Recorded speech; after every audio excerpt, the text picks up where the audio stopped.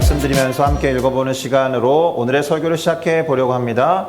2026년 3월 15일 싱가포르 순복음교회의 주일 예배 설교 본문은 사도행전 1장 4절에서 8절이 되겠습니다. 오늘 주일 예배 설교 본문은 사도행전 1장 4절에서 8절이 될 텐데 이 시간 다 같이 그 자리에서 일어나셔서 오늘 설교 본문을 함께 읽어 보도록 하겠습니다. 사도와 함께 모이사 그들에게 분부하여 이르시되 예루살렘을 떠나지 말고 내게서 들은 바 아버지께서 약속하신 것을 기다리라.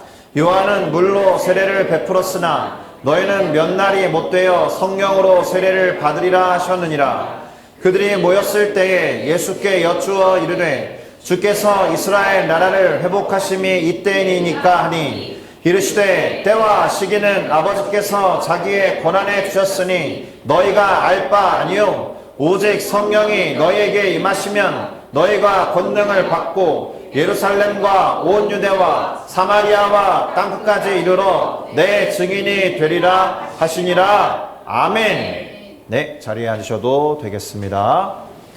자, 저는 방금 우리가 함께 읽어본 사도행전 1장 4절에서 8절 말씀을 가지고 성령의 하나 되게 하심 이와 같은 제목으로 잠시 말씀을 나누고 함께 기도하면서 주신 깨달음에 따라서 순종하며 살아가기를 다짐하고자 합니다. 자, 성도 여러분, 일심동체 게임이라고 아십니까? 일심동체 게임이라는 게 있어요. 레크레이션에서 단체 팀 대항전으로 게임을 할 때 종종 꽤나 자주 하는 게임 중에 하나입니다. 어떤 단어를 탁 주고 3초 정도 카운트를 한 뒤에 그 단어를 잘 표현한 동작을 하도록 해서 팀원 전체가 같은 동작으로 그 단어를 표현하면 승리하게 되는 게임입니다. 뭔지 아시죠? 그러니까 이런 그림이라고 할 때 위팀은 승리한 것이고 아래팀은 저 한 사람 때문에 틀린 거죠. 실제로는 손흥민이라고 제시어를 했을 때 옷도 틀리게 입었을 뿐만 아니라 맨 오른쪽에 있는 사람이 혼자 하늘을 보고 세리머니하는 장면 때문에 이 팀은 일심동체 게임에서 실패한 것이 되겠습니다. 요거 하나가 뭐라고 이 팀과 이 단체가 얼마나 하나가 되어 있는지 가늠해 볼 수 있을까 싶은 마음이 드는데 그래서 한번 해볼까요? 제가 한 단어를 말해 볼 테니 3초 뒤에 즉흥적으로 그걸 표현하는 제스처를 취해 보시기 바랍니다. 제가 드리는 제스처는 키워드는 교회입니다. 하나, 둘, 셋. 이거 보세요, 이거 보세요. 어떤 분은 이렇게, 어떤 분은 이렇게, 어떤 분은 기도 네. 이래서 우리 교회는 이 게임에서는 실패하였으나 전혀 하나됨의 손상을 입지 않은 줄로 믿습니다. 자, 마음이 통해서 하나로 움직여야 하는데 그 반대로 같은 침상에 누워 있어도 또 같은 잠자리에 들어도 다른 꿈을 꾸는 식으로 마음이 하나가 되지 못한 경우도 제법 많이 있습니다. 동상이몽이라고 하죠. 동상이몽의 반대말은 이미 살펴본 바와 같이 일심동체라는 말도 있고 이구동성이니 이심전심이니 하는 말과 같이 그 반대말이 훨씬 많은 걸 보면 그런 상황을 우리가 더 많이 꿈꾸고 소망하기 때문에 그럴 겁니다. 비록 달라도 같은 마음을 품는 것을 더 많이 꿈꾼다라는 것이죠. 자, 그러면 이런 질문을 한번 해보겠습니다. 도대체 얼마나 많은 시간을 같이 보내야 일심동체가 될 수 있을까? 얼마나 많은 시간을 함께 보내야 이구동성할 수 있을까? 또 얼마나 많은 시간을 함께 보내야 이심전심이 되는 걸까? 우리는 예수님과 제자들이 3년 반 동안 동고동락했다는 것을 잘 알고 있습니다. 그러면 그 정도 함께 지내면서 웃고 울고 했으면 동상이몽이 아니라 이심전심, 이구동성 또는 일심동체가 되어야 하지 않을까 이런 생각을 해봐요. 아니면 반대로 그게 되지 않는다라면 3년 반은 너무 짧은 시간일까? 그래서 그것을 더 이상 기대할 수 없는 것일까? 최소한 처음에 만났을 때보다 3년 반이 지났다라면 그래도 처음보다는 가까워져 있어야 하지 않을까? 어떻습니까? 아쉽게도 쉽게 하나가 되지는 못한 듯합니다. 심지어 오늘 본문이 그려놓고 있는 시기는 언제냐면 예수님께서 십자가에서 죽으시고 부활하신 다음에 40일 동안 제자들을 특수훈련시켰던, 집중적으로 말씀을 가르치고 양육했던 것으로 보이는 대단히 진지한 시간 이후에 해당하는데도 불구하고 여전히 제자들은 예수님과 하나 되지 못한 것으로 보입니다. 그것을 오늘 본문을 통해서 확인해 볼 텐데, 오늘 본문 사도행전 1장 4절에서 5절을 보니까 예수님이 사도와 함께 모이셨다라고 되어 있습니다. 그들에게 말씀하시기를 예루살렘을 떠나지 말고 내게서 들은 바 아버지께서 약속하신 것을 기다려라, 이렇게 말씀하셨다라는 거죠. 그러면서 뭐라고 덧붙이셨느냐? 요한이라는 사람은 물로 세례를 너희에게 주었지만 이제 너희는 몇 날이 못 되어서 성령으로 세례를 받게 될 거다라고 하신 겁니다. 그러니까 예수님이 말씀하신, 그래서 제자들도 이미 들었던 것, 곧 아버지 하나님께서 약속하신 것이 뭐라는 거예요? 성령이라는 거예요. 몇 날이 못 돼서 아버지께서 약속하신 그 성령을 세례를 통해서 받게 될 것이다. 성령 세례를 받게 될 것이다. 그런 말씀하신 겁니다. 그러면 이 말씀을 들은 제자들은 어떻게 반응해야 될 것 같아요? 여러분이 제자들이라면 어떻게 반응할 겁니까? 네, 예수님 잘 알겠습니다. 기다리도록 하겠습니다. 이렇게 하거나, 아니면 언제까지 기다려야 할까요? 며칠 동안 기다려야 할까요? 몇 날이라고 하셨는데 얼마나 될까요? 뭐 이렇게 답하는 것이 제가 볼 땐 합리적이거든요. 그렇지 않습니까? 그런데 비합리적인 제자들이 비합리적으로 뭐라고 대답했는지 한번 볼까요? 제자들은 답하기보다는 예수님께 이렇게 물었습니다. 그들이 모였을 때에 예수께 여쭈어 이르시되 주께서 이스라엘 나라를 회복하심이 이때니까, 이렇게 물었다라는 거예요. 제자들의 관심은 어디에 있다라는 거예요? 성령이 아니고 이스라엘 나라를 회복하는 것에 있었다라는 겁니다. 요즘에 뭐 김지삼 지사님 기도문 가운데도 등장했듯이 이스라엘이랑 이란 쪽, 뭐 미국으로 대표되고 있지만 싸움이 벌어지고 있습니다. 여러분 그거 아세요? 우크라이나랑 러시아도 아직도 싸움이 끝나지 않고 있습니다. 제가 저희 주간 순복음에다가 선교사님들의 기도 제목을 올려드리는데, 우크라이나 선교사님은 여전히 첫 번째 기도 제목이 전쟁이 속히 평화롭게 끝나도록 이거든요. 그 밑에 레바논 선교사님의 기도 제목도 전쟁이 속히 끝나도록 이거든요. 제가 이스라엘에도 아는 선교사님 계신데 그분이 만약에 기도 편지를 보내신다면 전쟁이 속히 종식되도록 기도해 주세요라고 하지 않겠습니까? 이스라엘이라는 나라는 1940년대 말에 어쨌든 땅이 없던 유랑하던 민족에서 지금의 땅에 정착하면서, 그리고 아브라함이 기록된 성경을 근거로 해서 지금의 땅을 차지하게 됐단 말입니다. 지금 이 말은 1948년이었나요? 그때까지 이스라엘은 주권도 없고 땅도 없는 그냥 민족이었다는 뜻이에요. 그러니까 예수님 당시에도 로마 제국에 의해서 지배를 받았고 있었기 때문에 언제 이스라엘이라는 나라가 회복될 수 있습니까? 라는 것은 당시 이스라엘 사람들에게 초유의 관심사였다는 거죠. 그리고 그들이 생각하는 바 가장 위대한 왕이었던 다윗과 같은 시대가 언제 올 것인가, 다윗의 후손이라고 부르는 메시아가 언제 와서 이스라엘 나라를 회복할 건가, 이것이 관심이었기 때문에 하나님께서 약속하셨다라는 그 약속이라는 키워드 하나에 이 질문을 하는 거예요. 자, 제자들은 예수님으로부터 들은 것, 곧 아버지 하나님이 약속하신 것이 무엇이라고 지금 생각하고 있다는 거예요. 다시 말씀드리지만 이스라엘 나라의 회복을 생각했다. 하나님이라는 약속이라는 단어를 듣고 본능적으로 이렇게 생각한 겁니다. 많은 유대인들처럼. 그리고 한 가지가 사실은 더 보이는데, 주께서 이스라엘 나라를 회복하신다라고 믿고 있거든요. 여기서 주님은 예수님을 말해요. 그러면 예수님이 어떤 분이길래 예수님이 이스라엘 나라를 할 것이다라고 믿고 있는 거예요?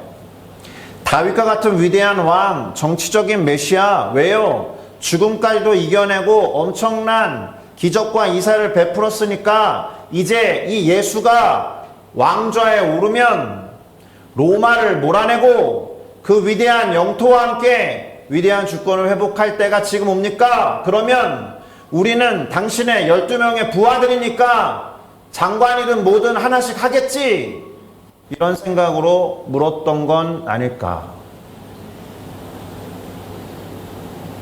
예수님을 여전히 정치적인 메시아, 다윗과 같은 왕으로 대관식을 치를 주인공으로 생각하고 있었다라는 겁니다.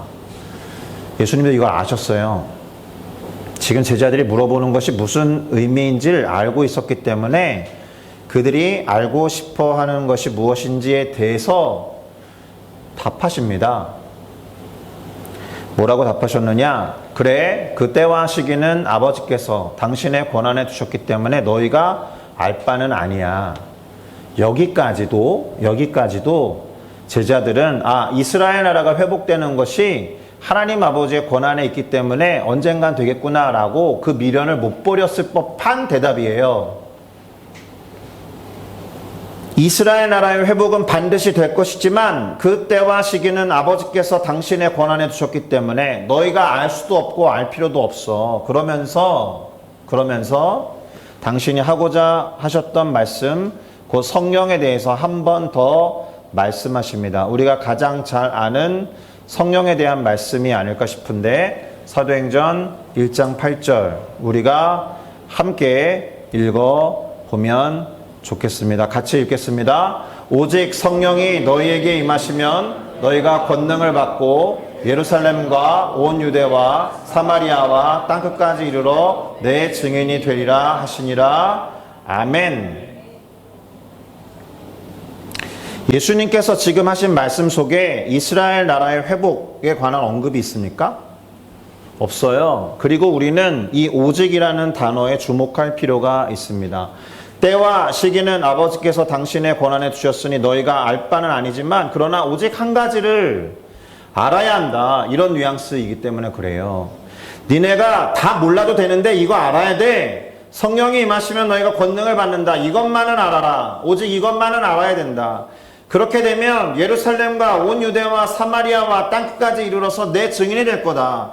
이것만이라도 꼭 알아라. 그러니 성령을 받아야 한다. 이런 식으로 하신 말씀에 가깝다라는 거예요. 제자들은 이스라엘 나라의 회복에 관심을 기울였다면 예수님은 그것에 관심이 있으셨던 게 아니라 오직 성령이 임했을 때 나타나는 그 결과와 하나님의 마음에 있었다라는 겁니다. 다시 말해서 성령이 아버지 하나님이 약속하신 것이다 라고 한 번 더 확실하게 말씀하셨고, 그렇게 성령이 임하시면 권능을 받아서 예수님을 전하는 증인이 된다라고 말씀하셨다라는 거예요. 자, 우리는 여기에서 제자들이 하나님이 하신 약속에 대해서 말하고 생각했던 것과 예수님이 하신 약속에 대해서 말씀하신 것 사이에 제가 계속 말했듯이 차이가 있다는 것을 보게 됩니다. 즉, 제자들이 말한 이스라엘 나라의 회복과 예수님이 말씀하신 성령을 체험하고 당신의 증인이 되는 것 사이에 분명한 차이가 있다는 것을 보게 되는데, 그러면 우리는 이 차이를 어떻게 해결해야 되느냐? 그게 동일한 표현이냐? 아니면 제자들 예수님과 아직 하나가 안 되었네, 어떻게 하면 하나가 될 수 있을까라는 질문을 던져보면서 그 솔루션을 생각해 봐야 한다는 겁니다. 확실히 인정할 수 있는 것은 제자들이 생각했던 것과 예수님이 의도하신 것에는 큰 차이가 있었다. 제자들을 욕할 권한이 우리 가운데 없어요. 오늘날 우리가 살아가는 방식이나 우리가 생각하는 방향도 예수님이 생각하는 것과 많이 다를 거예요. 네가 정말 바라고 소망하는 것이 무엇이냐라고 물었을 때 예수님이 답하실 것과 같은 그런 꿈을 우리가 갖고 있을까? 한 10가지를 말하면 9번이나 10번 정도에 나올까? 뭐라 할 수 없어요. 그래서 이 솔루션으로서, 하나됨을 위한 해결책으로서 우리는 다시 한번 성령에 대해서 살펴봐야 한다.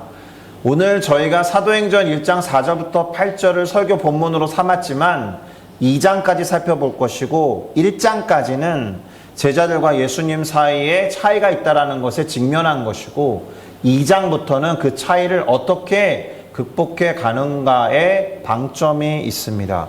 2장의 시작은 이렇게 돼요.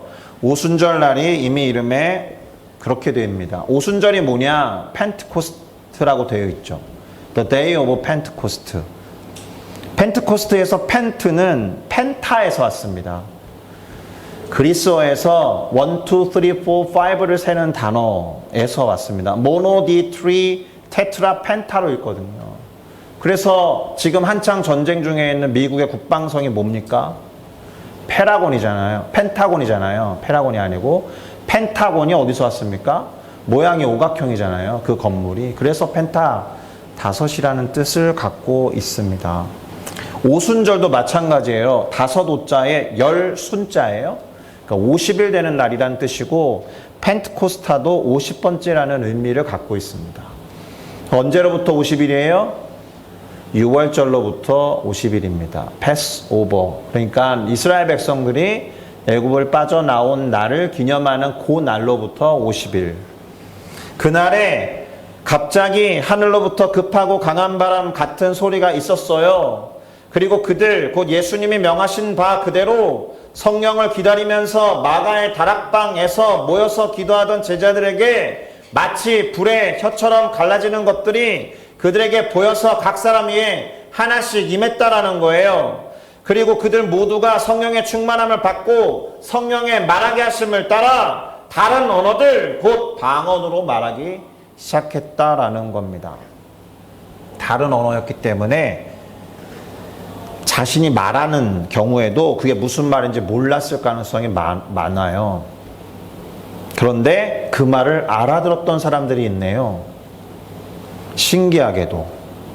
뭐라고 알아들은 사람들이 표현하고 있냐? 우리가 태어난 각 언어로 하나님의 큰일을 말하는 것을 듣는다라는 거였어요.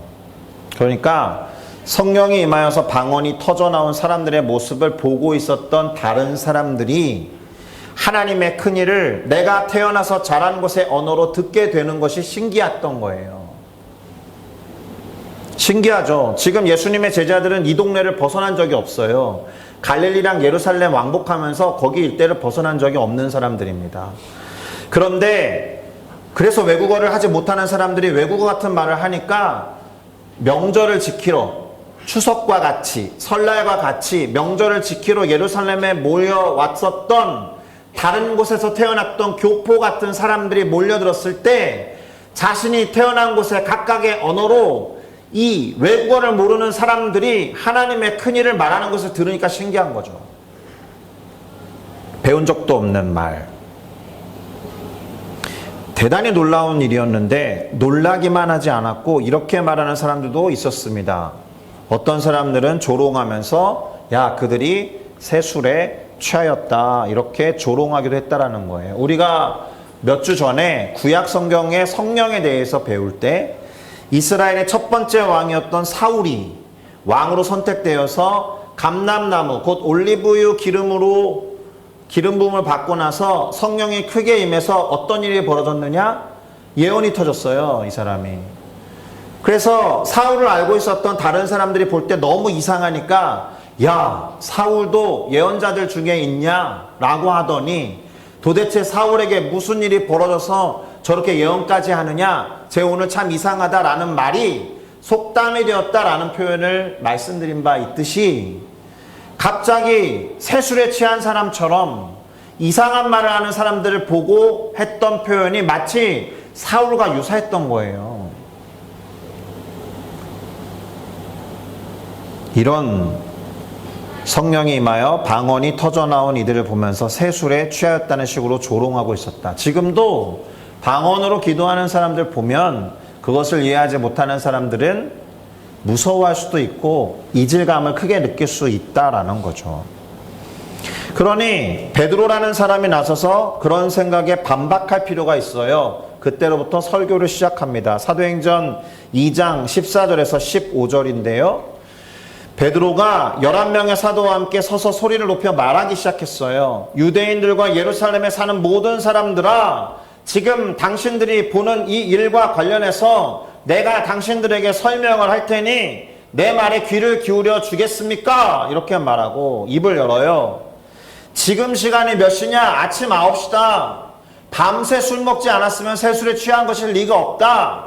그러니 새술에 취한 것이 아니라 오히려 당신들이 다 알고 있는 옛 선지자 요엘이 말한 것이 지금 임한 것이다 라고 설명합니다. 이 요엘서 2장에 있었던 말씀도 우리가 몇 주 전에 살펴보았죠. 그거 그대로 인용합니다. 베드로가 뭐라고 했느냐? 일러스되 하나님이 말씀하시기를 말세에 내가 내 영을 모든 육체에 부어주리니 너희 자녀들은 예언할 것이요 너희 젊은이들은 환상을 보고 너희 늙은이들은 꿈을 꾸리라. 그때에 내가 내 영을 내 남종과 여종들에게 부어주리니 그들이 예언할 것이요 또 내가 위로 하늘에서는 기사를 아래 땅에서는 징조를 베풀리니 곧 피와 불과 연기로다. 주의 크고 영화로운 날이 이르기 전에 해가 변하여 어두워지고 달이 변하여 피가 되리라. 그러나 누구든지 주의 이름을 부르는 자는 구원을 받으리라 라고 예언했던 수백 년 전의 요엘 선지자의 말씀이 지금 당신들이 이상하게 생각하는 지금 이 현장에서 응한 것과 같다라고 설교한 겁니다. 그리고는 이렇게 말해놓고 예수님에 관해서 이야기를 꺼내요. 다시 말하면 베드로가 예수님을 증언하기 시작했다는 겁니다. 우리가 사도행전 1장 8절을 아까 같이 읽었듯이 예수님의 증인이 되기 시작하는 거예요. 나사렛 예수를 하나님께서 권능과 기사와 표적을 베푸는 자로 세우셨다라고 증언한 겁니다. 그것이 예수가 누구인지를 드러내는 표적이 되는 것이다 라고 말하면서 예수가 누구인지를 전하기 시작해요. 그리고 예수가 누구인지, 예수가 어떻게 했는지까지도 말합니다. 뭐라고 했느냐? 예수님의 십자가 사건과 부활 사건에 대해서 말하기 시작해요. 하나님께서 예수를 살리셨다. 그것을 본 우리들, 곧 여기 있는 12제자를 포함해서 함께 성령을 체험한 120명의 사람들이 증인입니다. 이렇게 말해요. 예수님이 하신 말씀과 같죠. 성령이 임하셨고 각 사람이 예수님의 부활에 대해서 증언하고 있듯이 증인이 된 거예요. 갑자기. 그 전과 지금 이 사건 이후에 이들의 삶은 완전히 변화되어 있다라는 겁니다. 이 사람이 여기서 그치지 않고 또 무엇을 증언하느냐? 성령에 대해서도 예수님이 하신 말씀 그대로 전합니다. 하나님이 오른손으로 예수를 높이셨고 그가 약속하신 성령을 아버지로부터 받아서 너희가 보고 듣는 이것 곧 성령을 부어주셨다라고 증언한 거예요. 지금 우리가 너희들이 알아듣는 외국어 방언을 하는 것도 마찬가지고 그동안 숨어 있어서 겁에 벌벌 떨고 있었던 우리가 마가의 다락방을 박차고 나와서 예수에 대해서 증언하는 것도 마찬가지로 성령이 임하신 증거다라고 말하는 거예요. 여기서 엄청난 차이가 벌어진 거죠.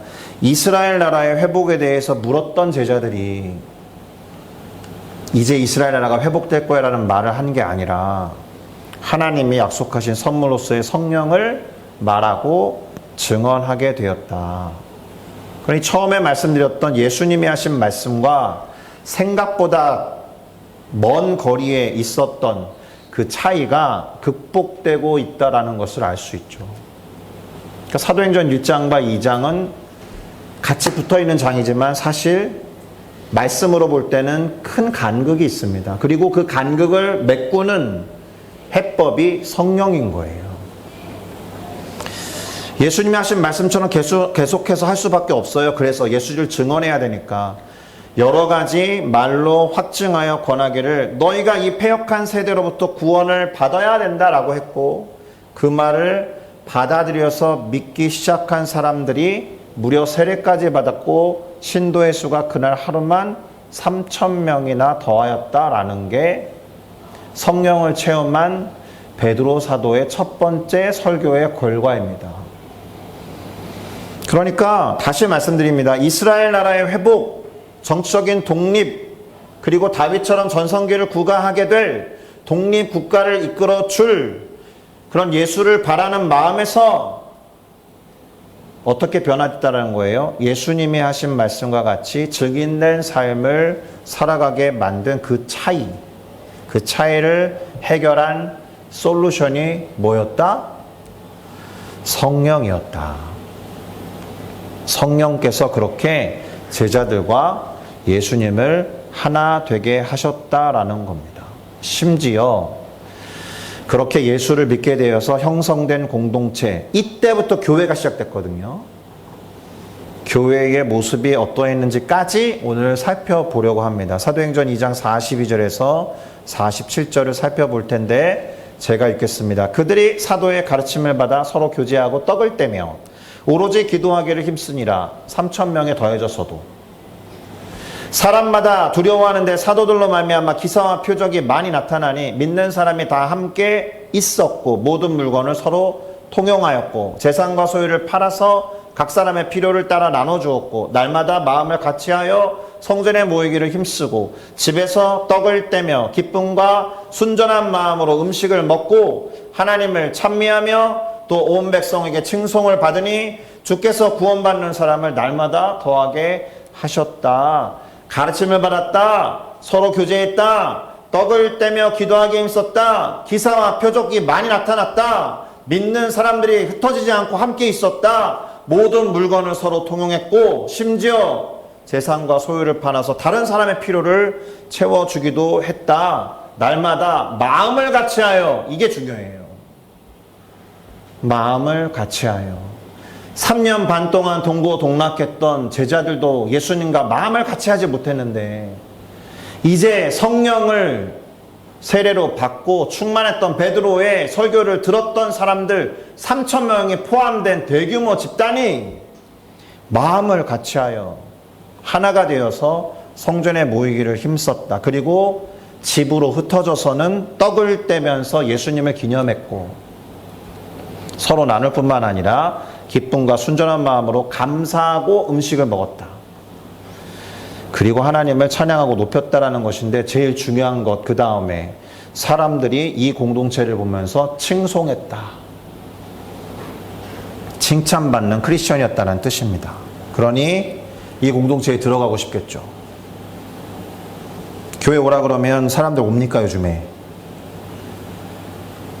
재미있으면 가죠. 한 번, 두 번. 그걸로 평생을 버틸 수는 없죠. 교회 가면 안 해도 될 거 해야 됩니다. 교회에 오면 해야 될 것, 할 수 있는 것도 안 해야 됩니다. 때때로. 오겠습니까? 이때는 사람들이 칭송할 정도의 공동체가 되어서 가보고 싶고 접해보고 싶고 그랬을 거다라는 겁니다. 주께서 구원받는 사람들을 날마다 더하게 하셨다. 할렐루야. 그렇게 성령의 임하심으로 인해서 새로운 공동체, 성도들의 모임이 크게 형성되고 이것이 오늘 우리가 이렇게 예배드리는 교회의 원형이 된 겁니다.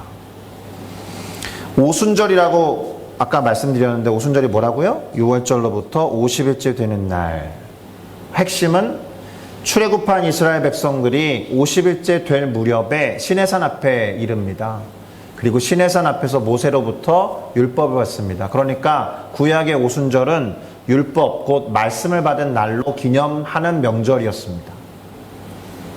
그러면 오늘날의 오순절은 교회가 탄생한 날로 기념해야 되는 날입니다. 이제 마무리를 해보겠습니다. 여러분 어떻습니까? 성령을 체험한 베드로의 설교와 증언에서 현실적으로 이스라엘 나라의 회복이 보입니까? 피지컬하게 물리적으로 유대인 왕이 들어서고 로마의 압제로부터 벗어나서 독립적인 왕국을 세워야 한다는 메시지가 있었냐고요. 그렇지 않아요. 오히려 예수님이 하신 말씀과 정확하게 일치하는 베드로의 모습 아닙니까? 그래서 결과가 뭐라는 거예요? 성령을 체험했기 때문에 성령의 역사하심으로 예수님이 말씀하신 것들이 생각났고 그대로 따르게 되면서 하나가 되었다. 그러니까 우리는 이렇게 정리할 수 있습니다. 제자들과 예수님 사이의 이 하나됨은 오순절 날에 임한 성령으로 인한 것이다. 할렐루야. 그래서 제자들은 이스라엘 나라의 회복이 아니라 더 큰 하나님 나라의 온전한 회복과 하나님 나라의 백성을 불러 모으는 것에 관심을 기울이게 되었으며 심지어 이 일 때문에 목숨까지 걸었어요. 이 일 때문에 예수님처럼 십자가에 달렸어요. 온갖 박해와 핍박과 고난도 감수하면서. 제가 늘 말씀드리잖아요. 거짓말에 사기치느라고 목숨 거는 사람 없다고. 야, 예수님 시신 도난당한 거야.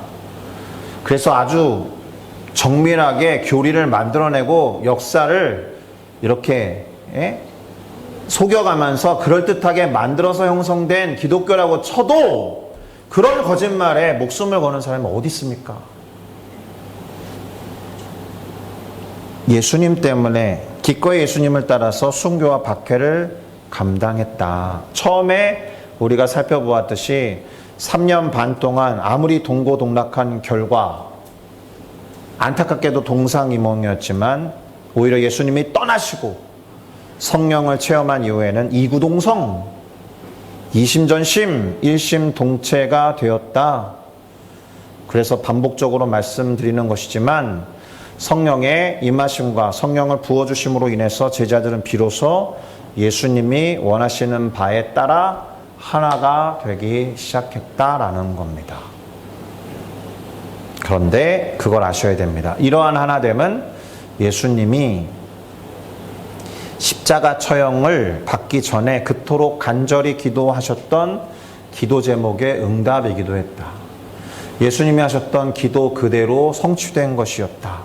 그게 어떻게 기록되어 있는지 요한복음 17장 21절에 나와 있는 예수님의 기도를 살펴보면서 설교를 마무리하겠습니다. 예수님은 이렇게 기도하셨습니다. 아버지요, 아버지께서 내 안에, 내가 아버지 안에 있는 것 같이 우리가 하나인 것처럼 그들 곧 제자들을 포함해서 당신의 백성들이 하나가 되어서 우리 안에 있게 하셔서 세상으로 하여금 아버지께서 나를 보내신 것을 저들로 믿게 하옵소서. 세상 사람들이 아버지께서 나 그리스도를 이 땅에 보내서 구원하기로 하신 것을 믿기 전에 1차 제자들과 먼저 믿었던 사람들이 하나가 되는 것도 대단히 중요한 숙제였다라는 거예요. 이렇게 간절히 기도하시고 잡혀가셨어요. 이렇게 간절히 기도하시고 십자가에 달려 죽으셨어요. 이렇게 간절히 기도하시고 죽으셨지만 부활하셨어요. 이렇게 간절히 기도하시면서 40일 동안 제자들을 가르치셨어요. 그렇게 되기를 바라면서 성령을 예언하셨어요. 직접 눈으로, 피지컬한 눈으로 보시지는 못했지만 하늘로 승천하셔서 예수 그리스도께서 하나님의 보좌 우편에서 보셨다라는 겁니다. 성령 안에서 하나가 된 제자들의 모습, 그때부터 이들은 눈에 보이는 나라를 구하는 것이 아니었어요. 눈에 보이는 물질적인 가치를 구하는 것이 아니었다. 하나님 나라의 일을 사모하고 간구하는 목숨을 건 복음의 사도들이 되었다라는 겁니다. 하나님 나라의 일을 사모하는 우리 모두가 되어야 할 겁니다. 교회에 오는 이유가 제각각일 수 있는데 성령을 체험함으로 인해서 하나님과 함께 꿈을 꾸고 예수 그리스도께서 행하신 것을 따라 살아가는 데에 가치를 두는 우리 모두가 되기를 예수 그리스도의 이름으로 축복합니다. 기도하시겠습니다.